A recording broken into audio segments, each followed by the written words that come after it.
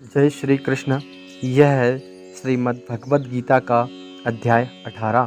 श्री कृष्ण और अर्जुन संवाद में अर्जुन बोले, हे महाबाहो, हे अंतर्यामी, हे वासुदेव, मैं संन्यास और त्याग के तत्व को पृथक पृथक जानना चाहता हूँ। श्री भगवान बोले, कितने ही पंडित जन तो काम्य कर्मों के त्याग को संन्यास समझते हैं तथा दूसरे विचार कुशल पुरुष सब कर्मों के फल के त्याग को त्याग कहते हैं। कई एक विद्वान ऐसा कहते हैं कि कर्म मात्र दोष युक्त है, इसलिए त्यागने के योग्य है, और दूसरे विद्वान यह कहते हैं कि यज्ञ, दान और तपरूप कर्म त्यागने योग्य नहीं है। हे पुरुष श्रेष्ठ अर्जुन, संन्यास और त्याग इन दोनों में से पहले त्याग के विषय में तू मेरा निश्चय सुन, क्योंकि त्याग सात्विक, राजस और तामस भेद से 3 प्रकार का कहा गया है।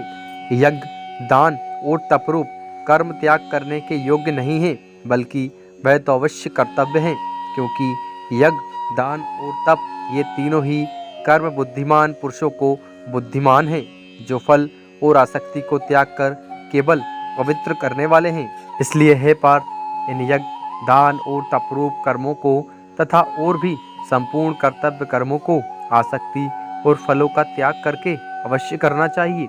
यह मेरा निश्चय किया हुआ उत्तम मत है, परंतु नियत कर्म का स्वरूप से त्याग करना उचित नहीं है, इसलिए मोह के कारण उसका त्याग कर देना तामस त्याग कहा गया है। जो कुछ कर्म है वह सब दुख रूप ही है, ऐसा समझकर यदि कोई शारीरिक क्लेश के भय से कर्तव्य कर्मों का त्याग कर दे तो वह ऐसा राजस त्याग करके त्याग के फल को किसी प्रकार भी नहीं पाता। हे अर्जुन, जो शास्त्रविद कर्म करना कर्तव्य है, इसी भाव से आसक्ति और फल का त्याग करके किया जाता है, वही सात्विक त्याग माना गया है। जो मनुष्य अकुशल कर्म से तो द्वेष नहीं करता और कुशल कर्म में आसक्त नहीं होता, वह शुद्ध सत्वगुण से युक्त पुरुष संशय रहित बुद्धिमान और सच्चा त्यागी है, क्योंकि शरीरधारी किसी भी मनुष्य द्वारा संपूर्णता से सब कर्मों का त्याग किया जाना शक्य नहीं है। इसलिए जो कर्मफल त्यागी है वही त्यागी है, यह कहा जाता है। कर्मफल का त्याग न करने वाले मनुष्यों के कर्मों का तो अच्छा बुरा और मिला हुआ ऐसे 3 प्रकार का फल मरने के पश्चात अवश्य होता है, किंतु कर्मफल का त्याग कर देने वाले मनुष्यों के कर्मों का फल किसी काल में भी नहीं होता। हे महाबाहो, संपूर्ण कर्मों की सिद्धि के ये 5 हेतु कर्मों का अंत करने के लिए उपाय बतलाने वाले सांख्य शास्त्र में कहे गए हैं, उनको तू मुझसे भली भांति जान। इस विषय में अर्थात कर्मों की सिद्धि में अधिष्ठान और कर्ता तथा भिन्न भिन्न प्रकार के कारण एवं नाना प्रकार की अलग अलग चेष्टाएं हैं, और वैसे ही 5वां हेतुदेव है। मनुष्य मन, वाणी और शरीर से शास्त्र अनुकूल अथवा विपरीत जो कुछ भी कर्म करता है उसके ये 5 कारण हैं। परंतु ऐसा होने पर भी जो मनुष्य अशुद्ध बुद्धि होने के कारण उस विषय में यानी कर्मों के होने में केवल शुद्ध स्वरूप आत्मा को कर्ता समझता है, परंतु ऐसा होने पर भी जो मनुष्य अशुद्ध बुद्धि होने के कारण उस विषय में यानी कर्मों के होने में केवल शुद्ध स्वरूप आत्मा को कर्ता समझता है, वह मनील बुद्धि वाला अज्ञानी यथार्थ नहीं समझता। जिस पुरुष के अंतःकरण में मैं करता हूँ ऐसा भाव नहीं है तथा जिसकी बुद्धि सांसारिक पदार्थों में और कर्मों में मिलयमान नहीं होती, वह पुरुष इन सब लोगों को मारकर भी वास्तव में ना तो मरता है और ना पाप से बनता है।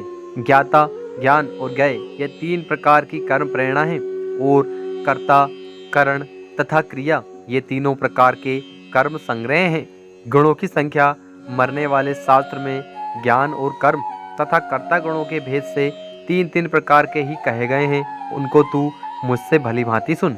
जिस ज्ञान से मनुष्य पृथक पृथक सब भूतों में एक अविनाशी परमात्मा भाव को विभाग रहित संभाव से स्थित देखता है, उस ज्ञान को तू सात्विक जान। किंतु जो ज्ञान अर्थात जिस ज्ञान के द्वारा मनुष्य संपूर्ण भूतों में भिन्न भिन्न प्रकार के नाना भाव को अलग अलग जानता है, उस ज्ञान को तू राजस जान।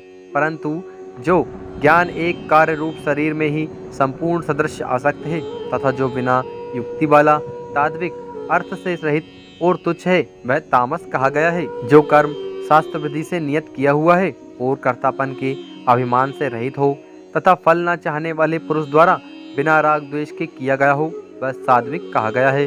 परंतु जो कर्म बहुत परिश्रम से युक्त होता है तथा भोगों को चाहने वाले पुरुष द्वारा या अहंकार युक्त पुरुष द्वारा किया गया है वह कर्म राजस कहा गया है। जो कर्म परिणाम, हानि, हिंसा और सामर्थ्य को न विचार कर केवल अज्ञान से आरंभ किया गया है वह तामस कहा गया है। जो कर्ता संग्रहित अहंकार के वचन न बोलने वाला, धैर्य और उत्साह से युक्त तथा कार्य के सिद्ध होने और न होने में हर्ष शोक आदि विकारों से रहित है वह सात्विक कहा गया है।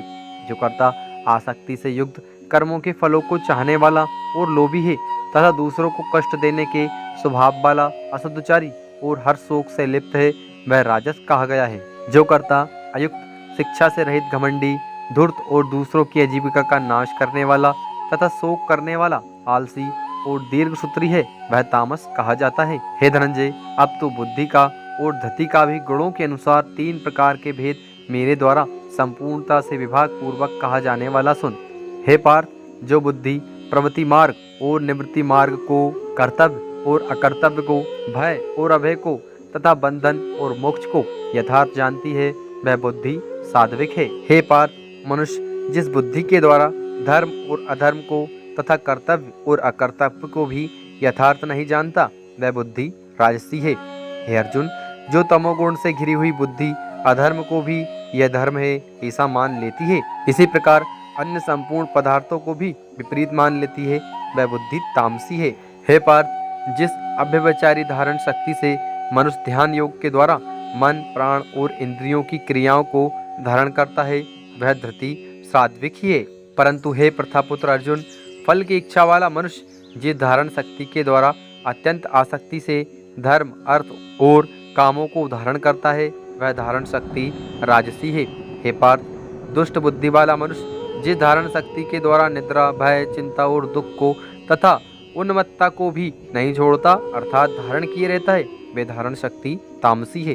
हे भरतश्रेष्ठ, अब 3 प्रकार के सुख को भी तो मुझसे सुन।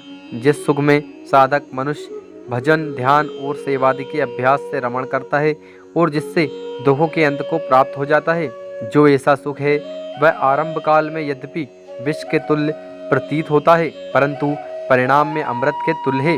इसलिए वह परमात्मिक विषय बुद्ध के प्रसाद से उत्पन्न होने वाला सुख सात्विक कहा गया है। जो सुख विषय और इंद्रियों के संयोग से होता है वह पहले भोग काल में अमृत के तुल्य प्रतीत होने पर भी परिणाम में विष के तुल्य है, इसलिए वह सुख राजस कहा गया है। जो सुख भोग काल में तथा परिणाम में भी आत्मा को मोहित करने वाला वह निद्रा, आलस्य और प्रमाद से उत्पन्न सुख तामस कहा गया है। पृथ्वी में या आकाश में अथवा देवताओं में इसके सिवा और कहीं भी ऐसा कोई भी सत्व नहीं है जो प्रकृति से उत्पन्न इन तीनों गुणों से रहित हो। हे परंतप, ब्राह्मण, क्षत्रिय और वैश्यों के तथा शूद्रों के कर्म स्वभाव से उत्पन्न गुणों द्वारा विभक्त किए गए हैं। अंतःकरण का निग्रह करना, इंद्रियों का दमन करना, धर्म पालन के लिए कष्ट सहना, बाहर भीतर से शुद्ध रहना, दूसरों के अपराधों को क्षमा करना, मंद इंद्रिय और शरीर को सरल रखना, वेद शास्त्र, ईश्वर और परलोक आदि में श्रद्धा रखना, वेद शास्त्र का अध्ययन अध्यापन करना और परमात्मा के तत्व का अनुभव करना, ये सबके सभी ब्राह्मण के स्वाभाविक कर्म हैं। शूरवीरता, तेज, धैर्य, चतुरता और युद्ध में न भागना, दान देना और स्वामित्व भाव, ये सबके सभी क्षत्रिय के स्वाभाविक कर्म हैं। खेती, गौपालन और क्रय विक्रय रूप सत्य व्यवहार ये वैश्य के स्वाभाविक कर्म हैं तथा सब वर्णों की सेवा करना शूद्र का भी स्वाभाविक कर्म है। अपने अपने स्वाभाविक कर्मों में तत्परता से लगा हुआ मनुष्य भगवत प्राप्ति रूपी परम सिद्धि को प्राप्त हो जाता है। अपने स्वाभाविक कर्म में लगा हुआ मनुष्य जिस प्रकार से कर्म करके परम सिद्धि को प्राप्त होता है उस विधि को तू सुन। जिस परमेश्वर से संपूर्ण प्राणियों की उत्पत्ति हुई है और जिससे यह समस्त जगत व्याप्त है, उस परमेश्वर की अपने स्वाभाविक कर्मों द्वारा पूजा करके मनुष्य परम सिद्धि को प्राप्त हो जाता है।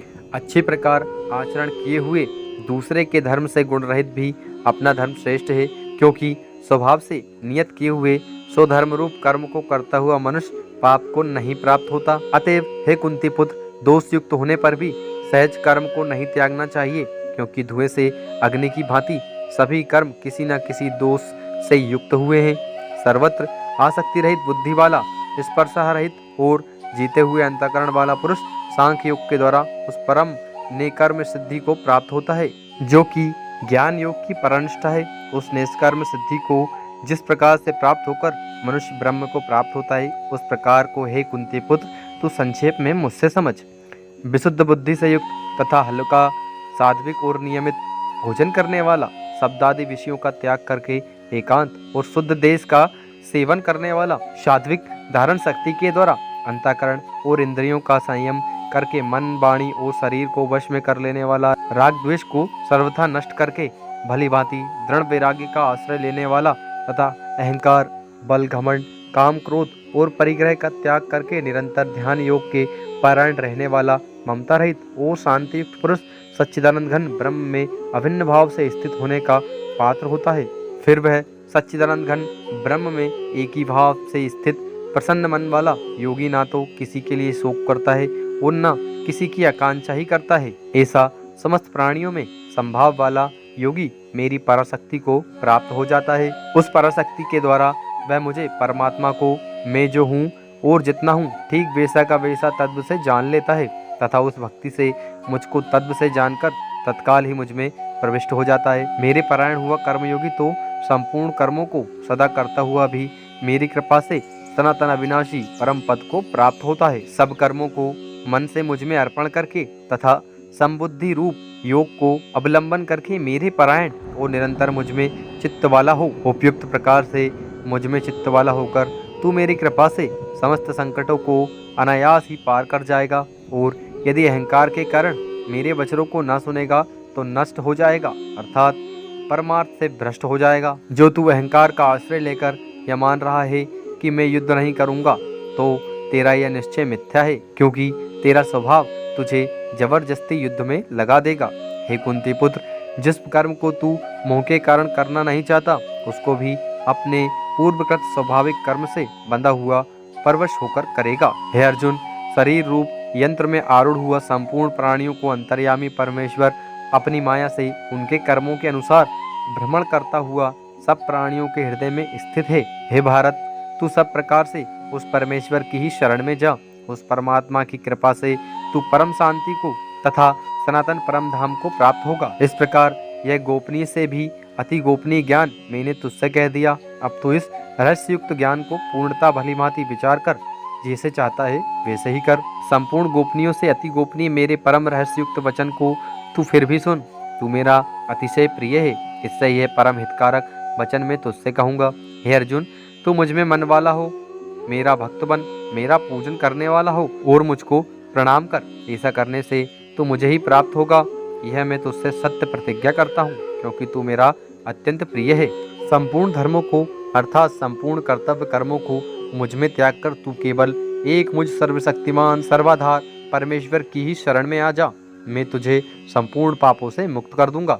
तू शोक मत कर।